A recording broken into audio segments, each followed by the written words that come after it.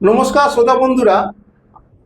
আমরা আজকে যে নতুন এপিসোডটা আনছি, সেই এপিসোডটা হচ্ছে যে আপনারা রিয়েল এস্টেটের ব্যবসা করে আপনাদের যে উচ্চাকাঙ্ক্ষা রয়েছে বা আপনাদের রোজগারের যে আশা রয়েছে, সেই রোজগারের আশাটাই রোজগার কিভাবে বাড়বে সেই নিয়েই আজকে আমরা স্যারের সঙ্গে কথা বলবো। স্যার, আমরা আপনাকে প্রশ্ন করছি স্যার, যে কিভাবে নিজেরা রিয়েল এস্টেট বিজনেস করবে এবং সেটা কিভাবে দাঁড়াবে, এই ব্যাপারে যদি আপনি দর্শকদের কিছু বলেন তাহলে খুব ভালো হয়। নমস্কার, আমি সুশান্ত জানা বলছি দেবী এন্টারপ্রাইজ থেকে। রিয়েল এস্টেট ব্যবসা মোটামুটি সবাই জানা আছে, এটা বড় ধরনের একটা ব্যবসা, মানে ইনভেস্টমেন্টটা অনেক বেশি। সাধারণ ছেলেমেয়েরা এই ব্যবসায় আসতে চায় না। অন্যান্য বিভিন্ন ব্যবসা করে, বিভিন্ন ম্যানুফ্যাকচারিং বিজনেস করে, তাতে হয়তো অনেক টাকাই তারা খরচ করে, কিন্তু ব্যবসাটা প্রমোটিং বা রিয়েল এস্টেট এটা শুনে তারাই এদিকে আসতে চায় না। এই ব্যবসাটা সব থেকে কম পুঁজি, মিনিমাম এই ব্যবসা করতে গেলে ধরুন 55 থেকে 60 লক্ষ টাকা লাগবে। সবাই তো এত টাকা নিয়ে বিজনেসে নামে না, তবে খুব কম করে যদি ব্যবসাটা আরম্ভ করতে পারেন একদম কম পুঁজিতে, সেটা আমরা মোটামুটি 10 লাখ টাকা পুঁজি হলে আপনি এই ব্যবসাটা শুরু করতে পারবেন। 10 লাখ টাকা পুঁজিটা হলে কি হবে, আপনাকে কোনো জয়েন্ট ভেঞ্চার কারো জমিতে যেতে হবে না, কারণ ওইটা একটা রিস্কও আছে। তার কারণ জমিটা আপনার না, আপনি জয়েন্ট ভেঞ্চার নিচ্ছেন, ডেভেলপার এগ্রিমেন্ট করছেন, তাতে মালিক কোনো রকম অসন্তুষ্ট হলে সে কাজটা বন্ধ হয়ে যেতে পারে। যে টাকাটা আপনি ইনভেস্টমেন্ট করবেন সেটা কিন্তু জলে চলে যাবে, শুধু না আপনি আর উঠে দাঁড়াতে পারবেন না।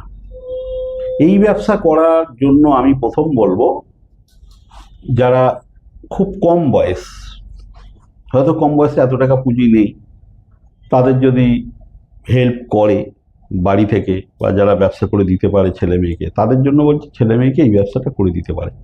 মিনিমাম 10 লাখ টাকার মতো একটা ইনভেস্টমেন্ট আছে। এটা 3 বছরে পরিশ্রম করলে সে মোটামুটি 30 থেকে 35 লাখ টাকা মিনিমাম ইনকাম করতে পারবে। আর বলুন। হ্যাঁ, তো স্যার একটা কথা বলছি, ধরুন সবাই তো 10 লাখ টাকা দেবার এই মুহূর্তে ক্ষমতা নেই, এই করোনা পরবর্তীকালে। তো সেক্ষেত্রে আপনি কি আর অন্য কোনো চিন্তা ভাবনা করেছেন? না, দেখুন, আমার যে চিন্তা ভাবনাগুলো আছে, 10 লাখ টাকা যদি পুঁজি না থাকে তাহলে এই ব্যবসায় না আসাই ভালো। আচ্ছা। কারণ তখন কিন্তু আমি বলবো রিয়েল এস্টেট বিজনেসটা শেখার, তার জন্য আমি আলাদা ভিডিও দেবো। এখানে 10 লাখ টাকা তাকে জোগাড় করেই আসতে হবে। আচ্ছা। যারা পারবে না তারা এই ব্যবসায় আসবে না, কারণ যখন শিখে আসবে তখন ইনভেস্টমেন্টটা কম লাগবে, তখন লোনের ব্যাপার সেগুলো অ্যারেঞ্জ করে দেবো, ওগুলো আমি অন্য ভিডিওতে বলবো। এখানে মিনিমাম ইনভেস্টমেন্টই হচ্ছে 2 কাঠার ওপর করতে গেলে 10 লাখ টাকা, 3 কাঠা করতে গেলে আপনার মোটামুটি 15 লক্ষ টাকা আপনাকে খরচ করতে হবে। মানে এই টাকাটা তার লাগবেই। লাগবে। 5 কাঠা কাজ করতে গেলে মোটামুটি 25 লাখ টাকা মানে 5 লাখ টাকা কাটা হিসাবে। হ্যাঁ, কারণ আপনার এখানে 5 লাখ টাকা 2 কাঠা একটা ছোট কাজ করতে গেলে 10 লাখ টাকা লাগবেই। কারণ আমি এখন যদি বলি 10 লাখ টাকা, আগে আমাদের এটা ছিল, কারণ 2 কাঠা জমি, তখন জমির দাম কম ছিল, তখন আমরা চেষ্টা করেছি, কিন্তু এখন 5 লাখ টাকা 2 কাঠা জমি, 10 লক্ষ টাকায় কোনো জমিই হবে না। গ্রাম থেকে অনেকখানি দূরে সেখানে 5 লাখ 6 লাখ টাকা।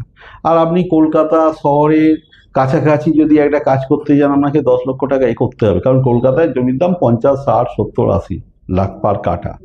এবার তারই মধ্যে কলকাতা থেকে সামান্য দূরে একটা কাজ করবেন ছোট করে, সে কাজটা 3 বছর ধরে করলে আপনার মোটামুটি 30 থেকে 35 লক্ষ টাকা লাভ হবে। এটা আমি আপনাকে বলতে পারবো যে কেউ যদি 10 লক্ষ টাকা দিয়ে জমি কিনলো, ব্যবসাটা করলো, তার পরিবারে এমন হতে পারে যে 10 লক্ষ টাকা হয়তো ব্যাংকে রেখেছে বা কোনো কিছু করেছে, সেখানে সে এটা করতে পারে যে এটা প্রথম থেকে পার মান্থ একটা ইনকাম বা রিটার্ন পেতে পারে। যে টাকাটা যখন সে ইনকাম করবে সে টাকাটা বাদ চলে যাবে। মাসে হয়তো দেখা গেল সে ব্যাংকে রেখেছিল, 7% ইন্টারেস্ট পাচ্ছিল, হয়তো দেখা যাচ্ছে 6,000 টাকা করে একটা সে পাচ্ছিল, সেক্ষেত্রে আমরা বলবো সেটা কোনো সমস্যা হবে না। ছেলে যদি ব্যবসা করে সেখানে সে ব্যবসা তো করবে, ন্যূনতম যে ইনকামটা আমরা সেটা দিতে থাকবো। যখন টোটাল বিজনেসটা আমরা দেখিয়ে দেবো, বিজনেসটা যারা করে ফেলবে, বিজনেসটা করার পর যখন হিসেব হবে, সে যত টাকা একটা নিয়েছে সেটা বাদ চলে এই যে যাবে। আপনি যে বলছেন সেই যে 6,000 টাকা বা যে টাকাটাই আপনি দিচ্ছেন সেটা কতদিন দেবেন? এটা যতদিন না তার টোটাল প্রজেক্টটা কমপ্লিট হলো। মানে সেটা 3 বছর হতে 3 পারে, 2 বছর, বছর, 4 হ্যাঁ, বছর, 4 বছর, 4 বছর হবে কেন, 3 বছরের 3 মধ্যে। বছর আপনি ধরুন। তার মানে 3 সে বছর। অ্যাকচুয়ালি এটা আপনি বলতে চাইছেন সে একটা স্টাইফের মতন পাচ্ছে যেহেতু ওই টাকাটা ইনভেস্ট করেছে। হ্যাঁ, শুধু তাই নয়, তার আসা যাওয়ার একটা খরচ আছে, সেটা কারো ক্ষেত্রে ওটা 8,000 হতে পারে, 10,000 হতে পারে, সে কোথা থেকে আসছে আমাদের কাছে বুঝতে হবে। এটা একটা মিনিমাম ইনকাম তো পাবে। আর একটা ব্যাপার আছে, সে আবার একটা আফটার 30 ইয়ার্স আমরা তাকে এমন একটা ব্যবস্থা করে দেবো, সে আরও মোটামুটি ধরুন 50 লাখ টাকা মিনিমাম একটা ইনকাম করতে পারবে। মোটামুটি 10 লাখ টাকা আপনি যদি সে 5 বছর ব্যবসা করে, 5 বছরে 50 লাখ টাকা, 3 বছরে হলো 30 লাখ, এটা 5 বছরে হলে কি দুটো কাজ করে ফেলবে, একটা কাজ করতে পারে 70 লাখ, আমি কমিয়ে বলছি। সেটা থেকে সে এমন একটা তাকে কাজ করে দেবো, মিউচুয়াল ফান্ডের ওপর এমন কাজ করে দেবো, সে আফটার 30 ইয়ার্স আরও 50 লক্ষ টাকা পাবে। মানে আপনার কাছে যদি 10 লক্ষ টাকা থাকে, আপনি গ্যারেন্টেড রিটার্নই আপনি 1 কোটি টাকা পাবেনই, চোখ বুঝিয়ে। এটা কোনো রিস্ক নেই, কোনো তবে রিস্ক নেই। সেটাই মানে ইয়ার উপর নির্ভর করছে 3 বছর না 5 বছর। হ্যাঁ, সে 3 বছরে করলে 30-35 লাখ টাকা আশা করবে, ওটা 5 বছরে হলে সে 50 লক্ষ টাকা চোখ বুঝিয়ে আশা করতে পারে। তাহলে সুতরাং শ্রোতা বন্ধুরা আপনারা শুনলেন যে কিভাবে আপনারা আপনাদের স্বপ্ন পূরণ করতে পারেন, এবং আপনাদের যদি মনে হয় যে এই স্বপ্ন পূরণ করার প্রয়োজন আছে তাহলে আপনারা আমাদের নিচে স্ক্রল যাওয়া নম্বরে ফোন করবেন এবং স্যারের সঙ্গে কথা বলে নেবেন। নমস্কার। নমস্কার।